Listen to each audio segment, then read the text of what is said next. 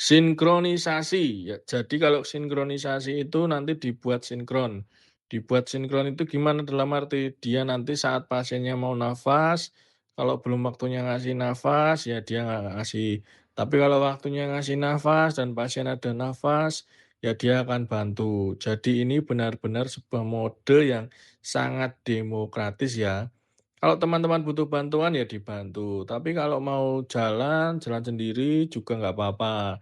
Jadi ini mode synchronize. Jadi misalkan ini kalau di ventilator tulisannya hanya SIMV, maka dia sebenarnya mode SIMV tapi basicnya volume. Tapi kalau ada tulisannya P-strip SIMV, itu berarti mode SIMV tapi basicnya pressure.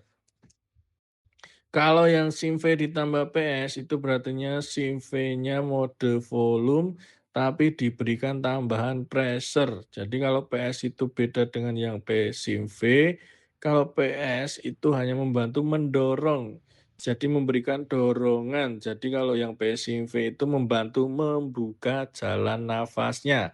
Tapi kalau PS itu membantu memberikan dorongan. Ya, jadi itu bedanya PS sama PSIMV atau mode pressure. Kalau mode pressure itu dia berusaha. Tekanan itu untuk membuka. Jadi berusaha untuk membuka, ya jadi membuka, tapi kalau PS itu berupa dorongan. Ya jadi kalau tadi itu kita ibaratkan makan, yaitu PS itu tangan kita yang membantu mendorong untuk masuk ke dalam. Yaitu PS jadikan PS itu bisa besar, bisa kecil, intinya hanya membantu untuk bisa masuk atau bisa masuk ke dalam paru-paru gitu ya.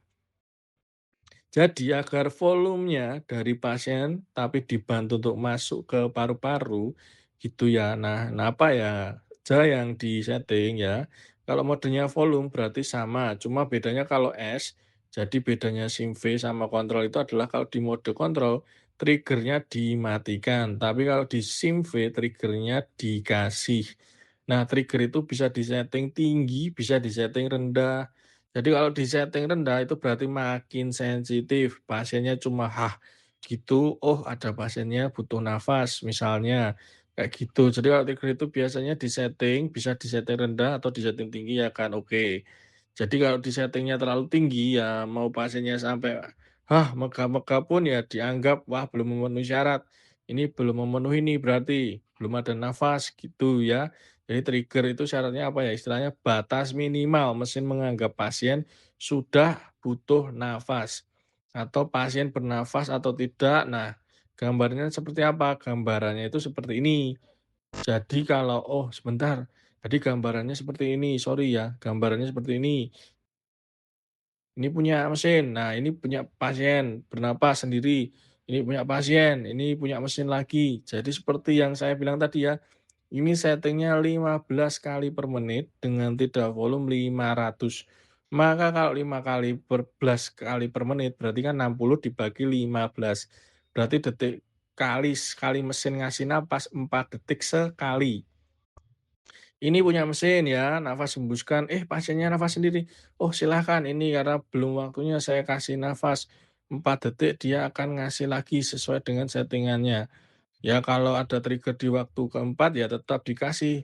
Jadi itu enaknya SIMV, itu bisa membantu pasien untuk tetap bernafas. Jadi kita nggak perlu ke knockdown ya. Jadi dan nggak ada tabrakan karena oh pasiennya bernafas sih. Oke kasih waktu dulu biar pasiennya nafas. Ini waktunya kita ngasih. Loh bantuannya ya seperti itu. Jadi SIMV itu modenya seperti itu teman-teman.